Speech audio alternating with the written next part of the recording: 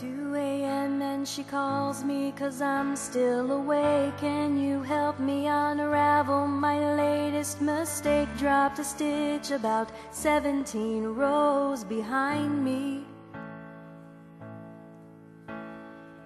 There's no way I can pick it up from where I am. This is so frustrating. Hello and welcome to the Sittin' and Knittin' podcast. And here's your host, Dianna. Hello, I am so glad that you've decided to join us today. Today is Tuesday, July 16th, 2013, and I'm broadcasting to you from sunny Southwest Ohio, where it's about 90 degrees here at about 3 o'clock in the afternoon. I am Dianna, also known as His Handmaid. You can find me as His Handmaid on Ravelry, Plurk, and Instagram, though I'm hardly on Plurk. I am His Handmaid 1 on Twitter, and I now have a YouTube page, which I'm known as His Handmaid 73. So just a brief thing about the blip issue. Blip is deleting some of the knitting podcasts. So if I don't show up in your iTunes or on Downcast or however you get your feed through iTunes, then you can find the episodes on YouTube for right now. And I'll give updates if I get canceled from Blip. I'll put an update in the Ravelry group or on my blog. Our Ravelry group is called the Sittin' and Knittin' Podcast, and there's no G on Sittin' and Knittin'. If you can't find it, I've had a few people who have been unable to find it, and if you can't find it, just PM me and I'll be happy to send you an invite. And you can PM me, His Handmaid, on Ravelry. I would like to say thank you for the recent iTunes reviews that I received. I received an iTunes review from Blue China Doll and an iTunes review from Yipsy Knitter. I hope I'm saying that right. That's YPSI Knitter. So thank you both for those kind reviews. And I have received a couple of more star ratings, so I appreciate that. If you do have time, please leave a review for not only me, but your other favorite podcasts. It kind of boosts our knitting podcast in general up, that people who are looking for knitting podcasts can find us easier and quicker and make us more accessible. If we're not as popular, then it makes people, maybe if they're searching on iTunes for an interest, it makes it harder for them to find. But I think knitting podcasts have taken off now. They're pretty easy to find on iTunes. But if you think someone would enjoy this podcast, then leave a review for it. If you don't have time, or if you don't really want to, make a comment, a star rating would be just fine. So I appreciate that very, very much.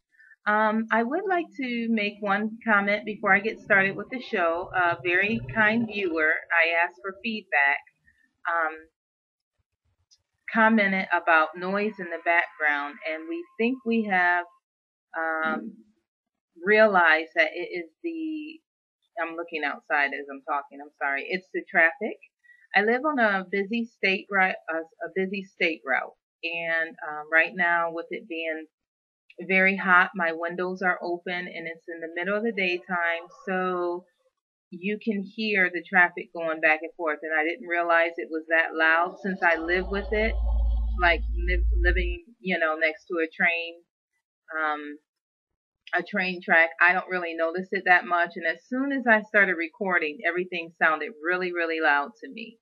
So if you could please let me know if it bothers a lot of you, I can try to record in a different part of the house, which would probably be toward the back of the house where the kitchen is, but the lighting is not that well. I try to record during the day because the lighting is better during the day, but then the traffic is busier. So, it's 6 of one, half dozen of another. I don't really know what to do, but if it is really an issue for a lot of you, I will try to make changes just until the summer is over and we can close the windows. We don't have central air, and we live in a very large farmhouse, and it was moved. It was built in the early 1900s, and it was moved from one place to where it sits now. So actually, it used to be used as a home for disabled um, people, and then it was used as a foster home. And so we have um, 5 bedrooms here, and 2 full baths, and 2 kitchens, and one of the kitchens is a very large eat-in kitchen, and then we have basically 2 living rooms, or a living room and a family room. So it's a pretty large house. And we do have some window units, but long story short, the windows are open and the traffic is what you hear. And if it really, really bothers you, let me know and we'll see if we can do something different. So I think that's all I had. Oh, I wanted to remind you that our Let's Share contest for the month of July is to please share your favorite birthday memory. If you are not a member of the Ravelry group, you can still enter this contest. Just leave a comment on the blog. And for those of you who may be watching through iTunes or on YouTube, the blog can be found at sittinandknittingpodcast.blogspot.com. And you can either leave a comment there or you can leave a comment in the Ravelry group. And I will draw names on my first episode in August. And you can win a $10 gift certificate to Etsy. So please share with me your favorite birthday memory. I have laughed and just really enjoyed reading the entry so far. It makes me feel kind of bad to be hemming and hawing about turning 40 next month. I don't, I'm not ungrateful for my health and my age, but it just, I don't know. Kind of seems like I'm at the top of the hill now and everything else is downhill after that. But let's see, I think that's all we have. So let's get started with the show. We will first talk about what's in my hands. I will talk a little bit briefly. I have not done much knitting, and I will talk to you about why as we go on. It doesn't seem like I've done much knitting this week, but I've done a lot. I couldn't believe that it was already the 15th yesterday, and then I realized that I didn't record last podcast until like the 5th, and usually I try to record every 2 weeks. So this has only been 10 days worth of knitting, and I felt like for 7 days I didn't get any knitting done, and I'll show you that project. But the last time I spoke with you, I was working on my calligraphy cardigan. I put my show notes on my iPad to hopefully make it easier to access. I am doing the calligraphy cardigan, and it is a cardigan by Hannah Feddick. I am doing it out of Daisy Knits Nectar. It's her Nectar base. It's a DK weight in the Thinking of Mel colorway. I have done the body on size 3. I've done the body on size 3 needles, and I've done the bottom ribbing on size 2. I did the sleeves on size 4 because I know that I knit tighter in the round than I do flat, and so we'll talk about more later on how that fit me. But anyway, so size 3 for the body to get the gauge, and I think the gauge was like 22 stitches per inch, and I think I got gauge. Size 4 for the sleeves, and I think so I did do the bottom ribbing on size 2.75, and I'm sorry, if I can just start over again. The size 3 is US 3, which would be 3.25 millimeter needles. So the ribbing was done on US 2, which is 2.75 millimeter needles. And the sleeves were done on US 4, which is 3.5 millimeter needles. I did this collar ribbing on the US size 3, which is a 3.25. So this is the collar. Just in case this is your first time watching, welcome. Thank you very much for giving me a shot. And if you're a returning viewer, thank you very much for joining me. So if this is the first time you've seen it, uh, that's what I'm doing. And last time I had the first sleeve done to the ribbing, which is about 4 inches. And so I did, last time I talked to you, I think I had stopped right here on the second sleeve. So I did finish this sleeve up. And so all I have left to do is the ribbing. Before I do the ribbing, I will pick up and do the ribbed button bands. Let me see. I don't have a copy of the pattern. I thought I had a copy of the pattern where I could show you what the sweater looks like. I think I can pull that up for you real quick. So,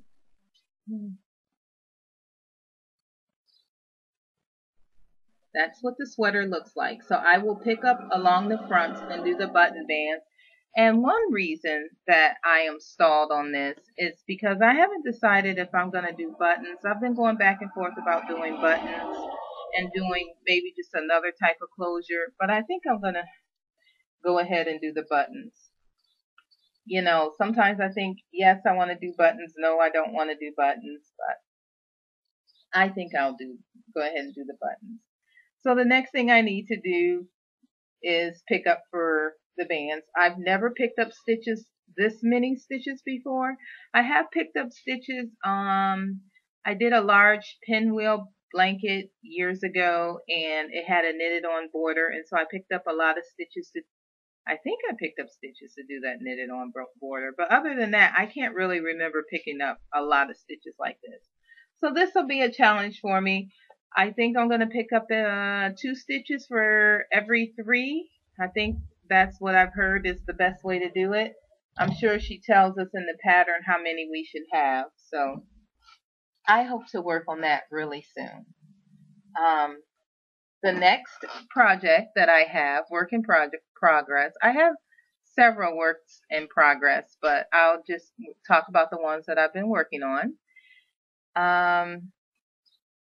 Is the Halos of Hope hat. Well, I call it Halos Hat 1 because I plan on knitting a lot of hats for Halos of Hope. And Halos of Hope is a charity that gives chemo hats to cancer patients. And so I wanted to knit, I had this hat in mind to knit for an adult female, and I am using Madeline Tosh sock in the ginger colorway. I did the ribbing on size US 4 3.5 millimeter needles, and then I did the body on US 6 4.0 millimeter needles. The pattern I'm using is called Christian's Hat, and it's by Agnes Kutas. I can't pronounce her last name. I'm sorry. It may be German, but it's called Christian's Hat, and it's a free pattern on Ravelry, and you can find it on my project page. I am really enjoying knitting it. Let me see if I can pull up a picture of the hat for you. And like I said, I had this in mind to knit for an adult female, but the model that she has on here is male. I did not take that into consideration. So I think that the hat is too big. I tried it on my husband's head, and you may have seen a picture of it on my husband at the beginning of the podcast. Maybe I'll have Journey post a picture. And he has a bald head. It's not really tight on him. It's a little bit loose, but he said it's comfortable. I know chemo patients, when their hair falls out, they do have a sensitivity to, their head is sensitive maybe. So it might be okay. I'm not sure if this color, it's a little more vibrant, a little more autumn type. If you see it in public, it's a really pretty orange blend. It looks really washed out on the screen, and I wish you could see That looks a little bit more like the color of it. And so I'm not sure if a male would wear it or not. I don't see why not. I didn't even ask my husband.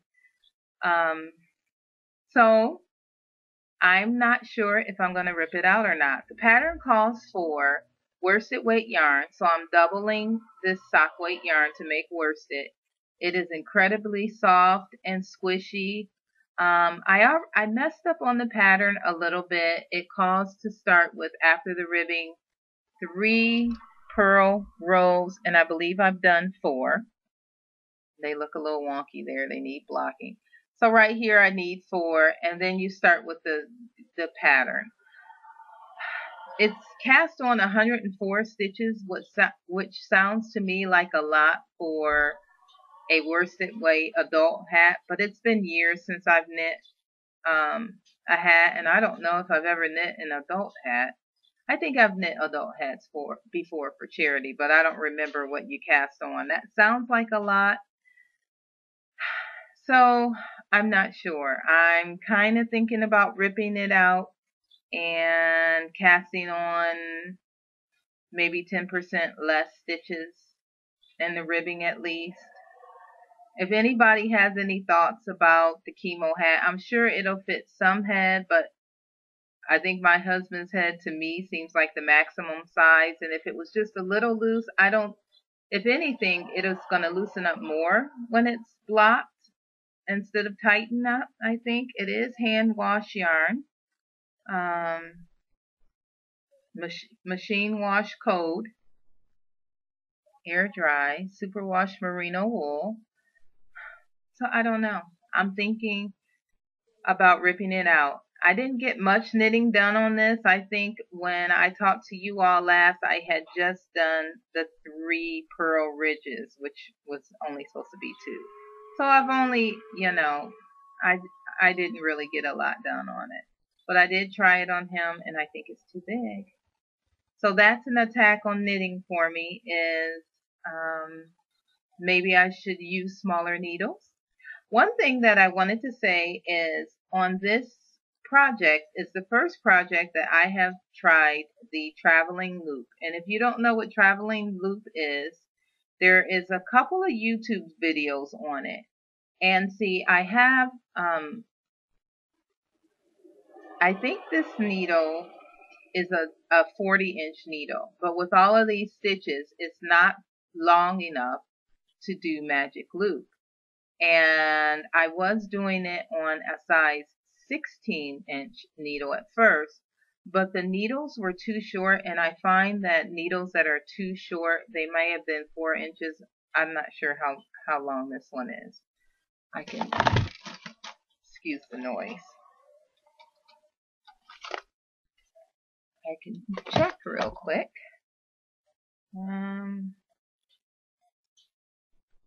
These needles, and these are Haya Sharps, and they look like they are 5-inch needles. So the other ones may have been at least 4 inches.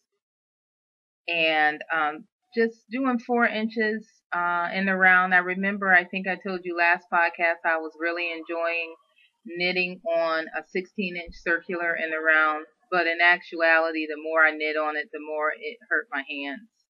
And so I just really like to do I like the 5-inch needles best. So anyway, to do the traveling loop, this is all the loop that you have. And it does not look like it'll work, but just knitting around this large needle with just this loop, I can knit all the way around the hat. And this loop will travel around with me and allows me to knit around the hat.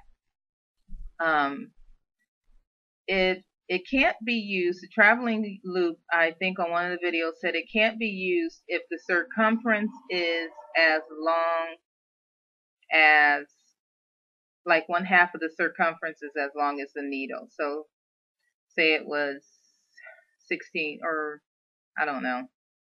But if this was 1/2 of the needle, then it wouldn't work.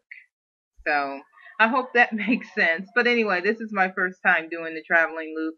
I just started it tonight because I just switched over from the 16 inches. and I enjoyed it very much. I found this very fun, but it also gave me a realization I don't have enough needles, even with the needles I gave to the girls. I always resisted buying 20-inch needles. I thought that I never really would need them, but I do think I need 20-inch needles. I found on a couple of projects that I need 20-inch needles. So I don't have enough needles in enough sizes. Even though I think I have, almost a pair of needles in every size, I don't have enough. So that was frustrating.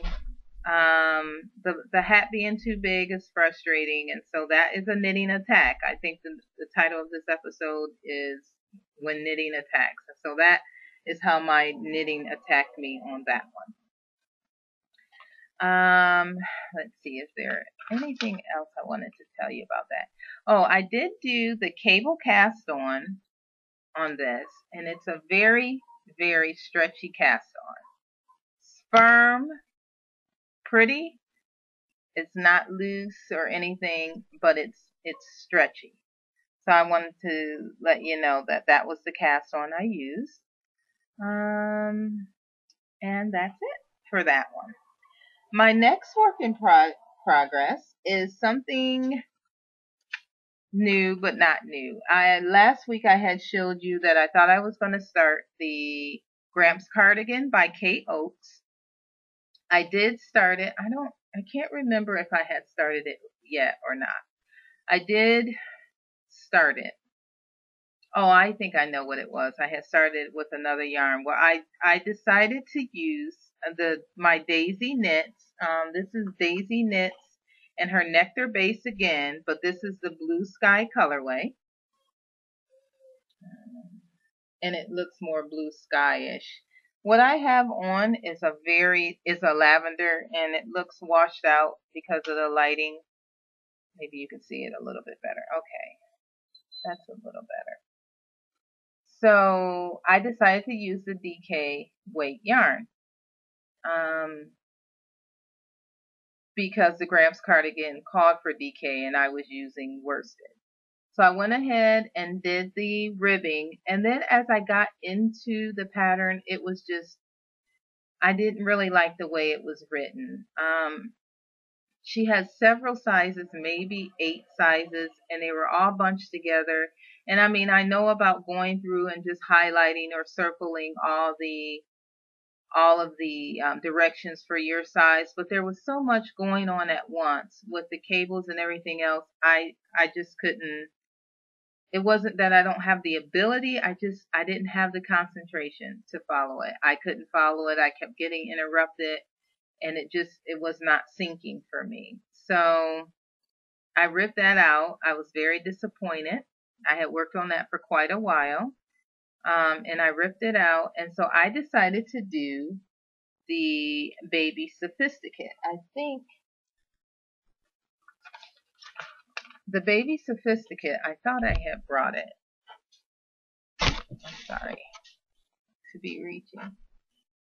The Baby Sophisticate is a free pattern on Ravelry, and it's a shawl collared cardigan. So I decided to do the Baby Sophisticate, but I was going to add cables to it. Now I'm doing this for a coworker of my mother's who my mom commissioned me to do this, and the coworker is Knitworthy. She is Knitworthy, and she just had a baby in June, but he was a preemie. But I wanted something he could wear in the fall and winter, so I wanted to make it around 9 month size because in the fall he'll be 6 months. So anyway, I wanted to do the Baby Sophisticate, but I was disappointed that I couldn't do cables. I just really, after doing all the stockinette stitch with the calligraphy, I wanted to do cables. So I decided to add in cables to the Baby Sophisticate. And I'm going to go ahead and quickly look this up because I want to show you. I'm sorry, I hear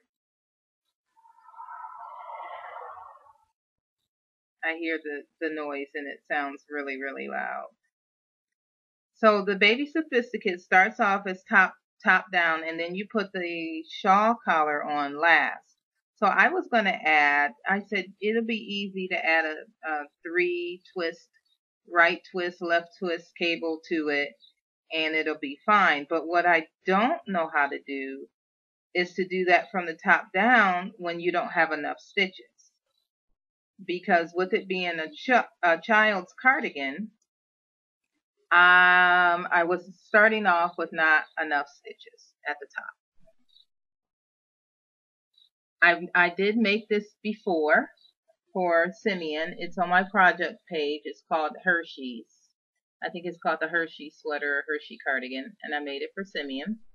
And so there it is. And so I needed to have, because I was going to do a cable down each front, and I think I was going to do a cable on the back, and I needed to have enough stitches. I think I was going to have 10 stitches, the pattern that I was using, because there was going to be 2 purl bumps on either side and then twist 3.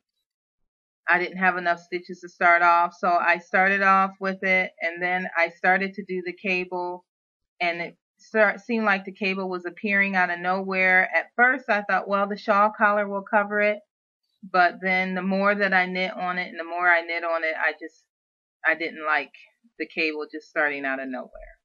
So I ripped that back.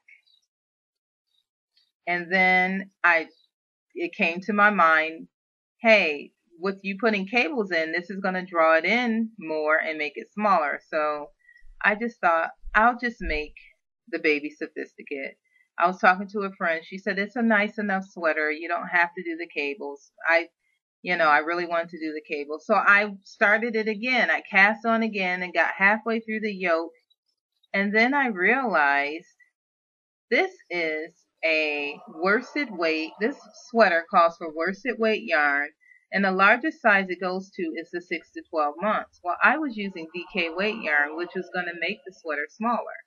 I don't know what I was thinking, because I had switched from my Cascade 220 worsted to the Daisy Knits DK. So as I was knitting it, I was thinking this sweater is going to be too small. With me knitting the size 6 to 12 on DK weight yarn, I'm thinking I would have came out with a 0 to 3. I'm just guessing. So I ripped it out. And so then I decided to do the child's placket pullover after searching and searching and searching. This is over a course of a number of days. I don't have a lot of time to knit. So this is over the course of a number of days. And I decided on the child's placket pullover with the collar, and it is a free design by KL Designs. And I like the collar, and I did a placket sweater for Simeon before, a Henley sweater, but the Knitting Pure and Simple pattern, that's on my Ravelry page too. It's one of my favorite sweaters I've knit, but it doesn't come in sizes this low. So I decided I would use this one. And it calls for worsted weight yarn, I think, but the pattern was for the smallest size is for a year old. So I figured, following the 1 year pattern, 1 year directions with my DK weight yarn, I should get about a 9 months. I don't know. That's what I was thinking. So I started on it, and I did the collar, and I got halfway through the yoke, and I did not like my gauge. I was using, I think I was using size 7 needles. I think that's what I was using, DK weight size 7 needle. The gauge was too loose. What was I thinking? I'm doing the calligraphy cardigan with the exact same yarn, just a different color, on size 3 and 4 needles. Why was I using a 7? I don't know. So I ripped back to the collar, which I did, I think, on a 7 or a 6. And then I cast on, no, I did the collar on the 6. That's what I was doing it on, and it was too loose. So I ripped back to the collar, and then I went ahead and did a purl row, because the collar just has you garter stitch for a certain amount of rows. I can't remember what it is, and then start on your yoke. But from what I remember from doing sweaters before, baby sweaters, if you do a purl ridge, it helps it to turn over. So I went ahead and said, oh, well, that gives me a chance to do the purl ridge. I forgot. So I went ahead and ripped back, did the purl ridge, and started on the sweater.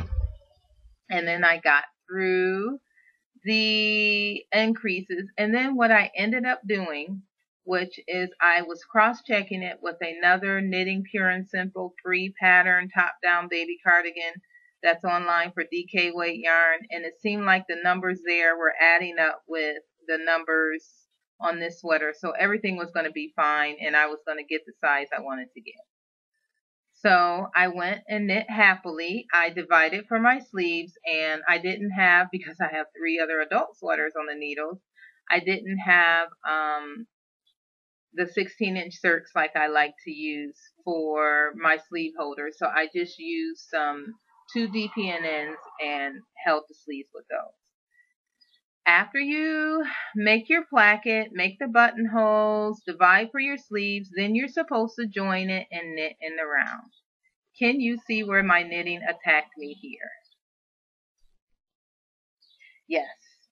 My knitting in the round is way tighter than my flat knitting. And after knitting for these few inches, after I joined in the round at the bottom of the placket, I can see a marked difference in the gauge. So if you look at my gauge here at the top, maybe you can see it better on the back. It's a little looser even than what I would like, but I went ahead and stuck with it. I like a tight fabric. Oh, I see a hole right there. Well, not a hole, but the stitches look kind of funny right there. But then when I join to knit in the round, look at how tight it is. I mean, it's so much tighter that it's even puckering a little, I think. Just, you can tell the difference. So I am going to rip it back. What I don't know if I'm going to do yet is if I'm going to rip it all out. And since, you know, I really didn't like the looser gauge up here anyway, if I'm going to rip it all out and cast on, because this is size 4 needles, and cast on and do it flat with the 4s, and then do it in the round with the needle size up. Actually, what I did on the calligraphy was do it flat with 3s and then in the round with the 4s. And, you know, maybe that's what I need to do. I don't have enough needles to do that, I don't think. But that's probably, so either I will do that, rip back to the collar and do that, or I will just rip back to the collar. Let's see. Up here is a size 4 and this is a size 4. So since I knit tighter, I would need to go up to the size 5. So I could rip back. I already ripped it out. I mean, took the needles out, as you can see. I can rip back and do it in the round on the size 5. Those are my 2 options. If I do it in a round on the size 5, I'll probably get the same gauge as my flat 4. I don't know. I don't know. I don't know what I'm going to do. The collar will lay down. I think I'm going to even sew it down a little bit. It's coming out, you know. It's coming out pretty good. I showed it to Mom, and first thing she said was, "Do you have a hat to go with that?" I said, "Yes, Mom. I'll have a hat to go with it." But then she said, "Oh yeah, you know, she thought it was looking nice or whatever." But anyway, I don't know. I just don't know. This was like all I knit on. I think I finished that calligraphy sleeve in just a couple of hours after our podcast. I just worked on the halo hat for a couple of hours last night. This is what I have been doing for the last 10 days, ripping out and restarting this baby sweater. I said I was going to start it in July so I could have it done when the lady came back to work in August, and this is where the majority of my knitting has gone. If you have any thoughts on maybe what I should do with that, I would appreciate your input. It's in timeout for right now. So, the last project that I have on the needles is something new that I started since my last podcast. And it is a prayer shawl for my mom. My mom is kind of going through a difficult time. Not really anything major, but for her, she's just going through something in her life right now. And she has just been really special to us lately. And so, I thought, hey, we usually see my mom every 2 weeks. We have dinner with her. We either go to her house for dinner or she will take us out for dinner. Sometimes we would see her weekly, but lately it's been every 2 weeks. So Saturday, I get this bright idea that I want to knit my mom a quick shawl, and that the girls will help me. And if we alternate, each of us work an hour on the shawl. We didn't start till noon. We would surely have it done. It would be bulky weight, just a quick shawl with knit lots of love in it, and tell her how much we love her. So I looked and looked, and I found a pattern called Soul Sister Scarf or Wrap, and it is a free pattern by Kristen Niemi on Ravelry. And basically what you do is you knit 4 rows of garter stitch, and then you would do a yarn over knit 2 together all the way across, with a knit 1 on either end. So we started that around noon, and we switched that around for a while, and when it got back to me about 4 o'clock, the yarn overs and knit 2 togethers weren't lining up, and we had a few mistakes, and we hadn't gotten very far. So I thought I just ended up ripping the whole thing back, which it was only maybe 3 inches in those 4 hours. So I ripped the whole thing back. That was with lunch included. And I just decided to do the original prayer shawl pattern. And it's a free pattern by Victoria Gallo and Janet Bristow. And I am using Barocco Comfort in the solid. And I have 420 yards of that. I don't have the yarn label anymore, thanks to Journey. But it is a lavender. It's the same color almost as the dress that I'm wearing. That's a pretty good representation of the color. So I'm using that, the Barocco Comfort in lavender, and I'm also using Premier yarns in the Serenity Garden in the hydrangea colorway. And I'm using 2 skeins of this. 2 skeins of it is 370 yards. It's a sock weight yarn. So we're holding these 2 together, and we're just doing a knit 3, purl 3 pattern. We're doing it on size 11. And so after I ripped out and started again, we worked from 5 p.m. to 2 a.m. And this is all the far that we got. So I didn't realize that the yarn striped like this. It's coming out. I didn't know what to expect. It's coming out pretty. I mean, it's coming out nice.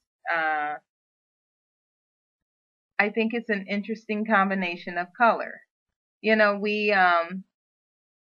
were tracking, putting a marker every time somebody finished a round, so we could see how much we were doing. And I think we were doing, basically we were getting done about the same amount within an hour.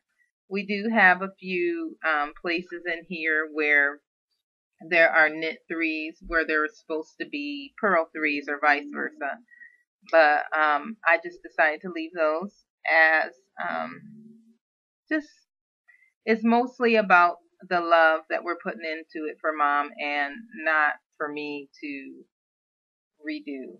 So I do see this hole right here.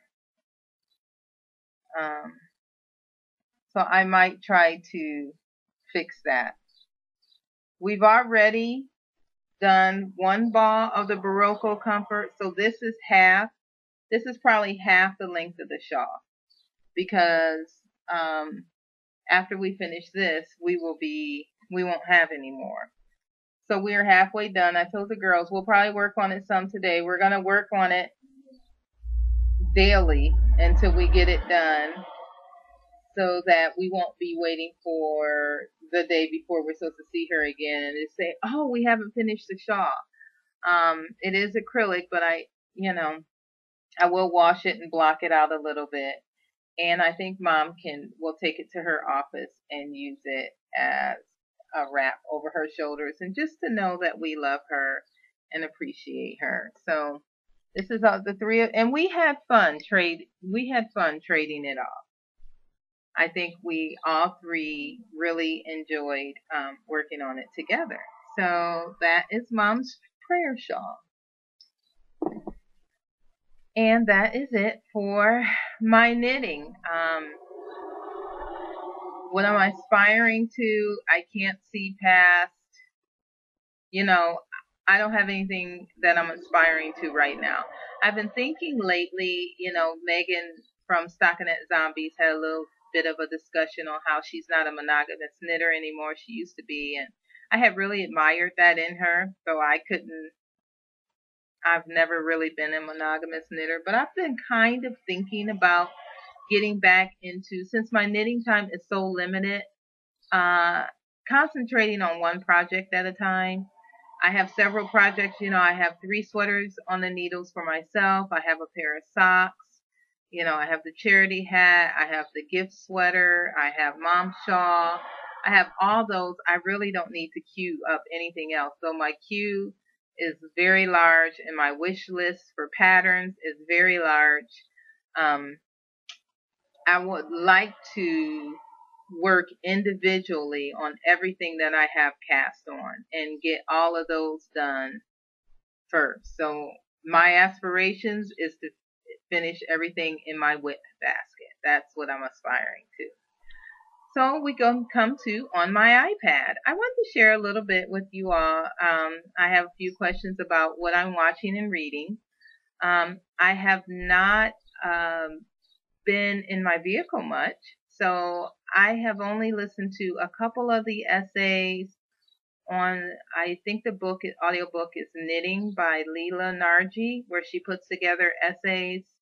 I've only listened to 2 or 3 of them. One of them I skipped. I think I would enjoy that book better if I was reading it. I cannot name who is the narrator right now, but I've heard her before in another book, and I really, really liked her. But for this, I just think this is something that I need to read instead of listen to. So that's where I am with that. I've been catching up a little bit on my audio podcast because I've missed those. So a few episodes behind on the Knitmore Girls and the Yarniacs. I need to catch up with them and just one more row. So I haven't done any of that.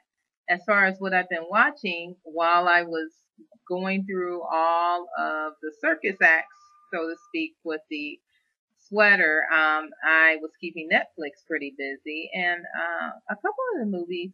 Well, first I should talk about the new podcasts I've been watching. There's 2 new podcasts I've been watching. One of them is called River's Knitting Chronicles, and that's hosted by River Cameron. She's River Cameron on Ravelry. She has 7 episodes. This is a new to me podcast, but I think she started in May. And you can find her at riversknittingchronicles.com and go check her out. She has some interesting. I've only watched up to episode 4, but I'm enjoying getting to know her and getting into her podcast. Another one, very new podcast, is called Knits and Things, and it's Knits and Things all spelled out at .wordpress.com, and that is hosted by Heather219. She's Heather219 on Ravelry. She only has 2 episodes. I would advise you to watch the second one first because the audio is better.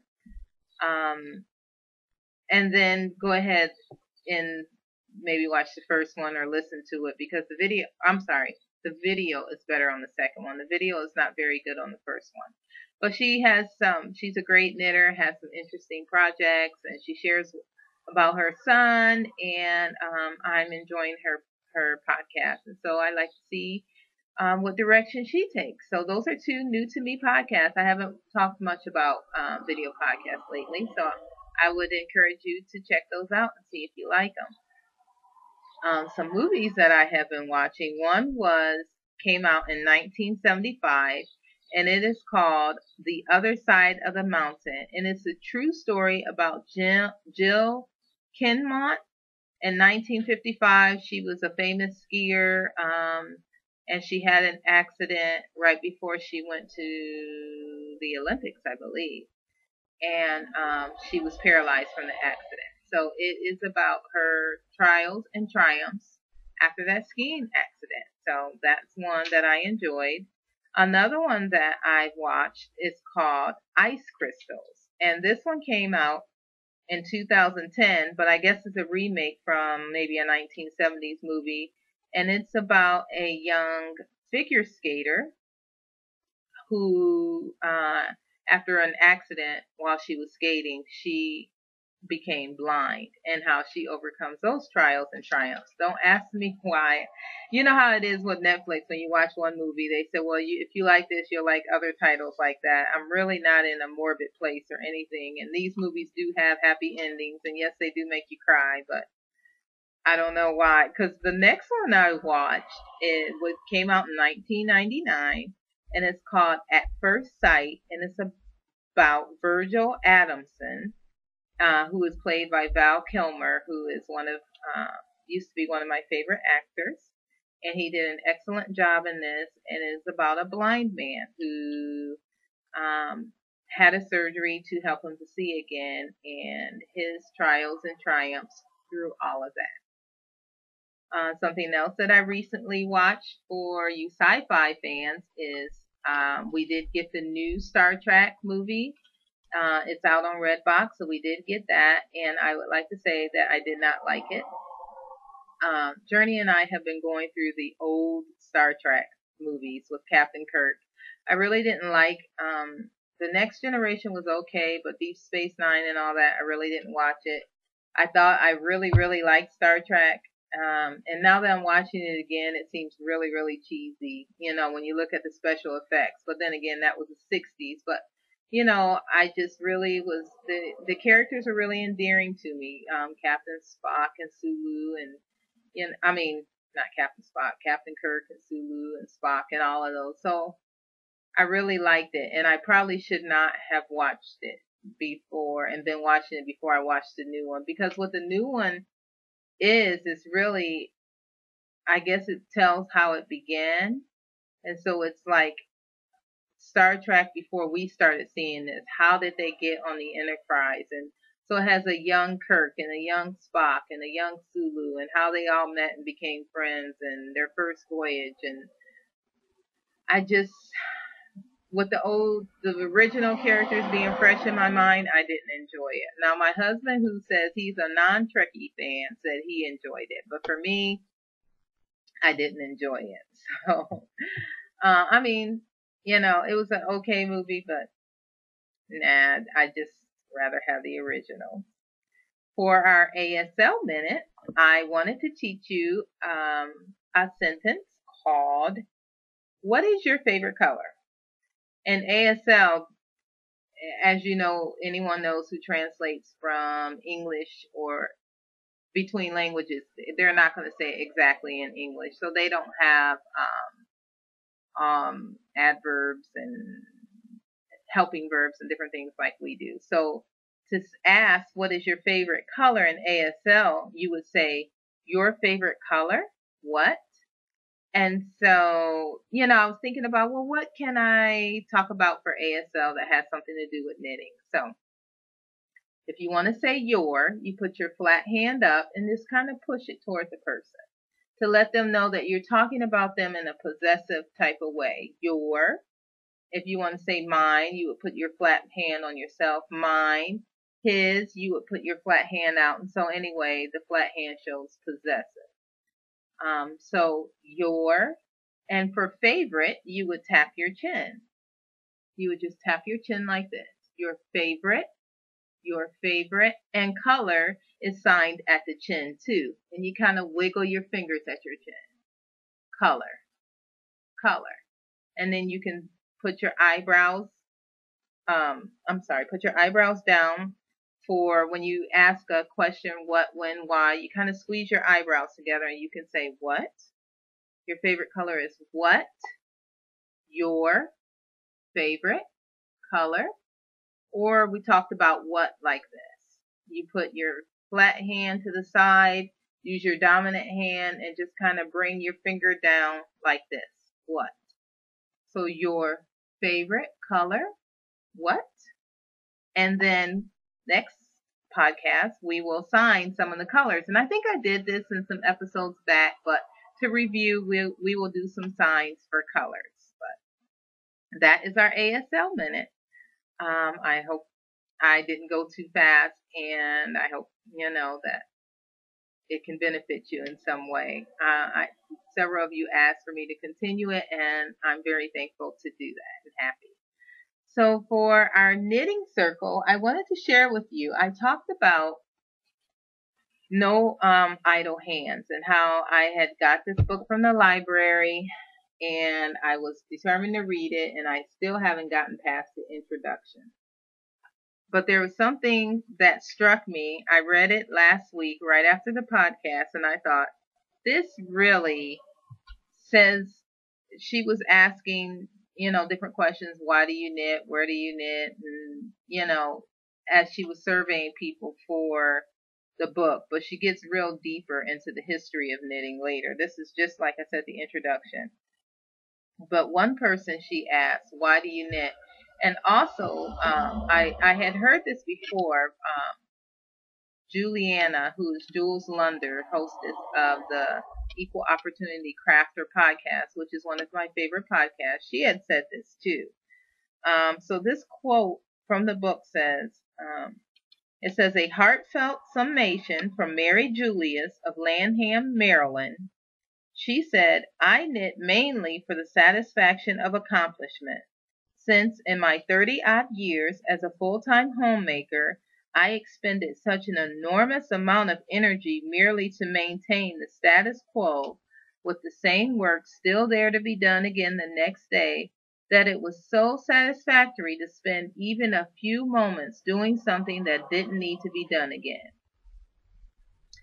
And I thought, yes, that is one of the reasons why I like knitting. It is something, it's a sense of accomplishment. As a homemaker, when you are cleaning or cooking, if you cook something, it's gone right away, or if you're cleaning something, it's messed up 20 minutes later or something like that.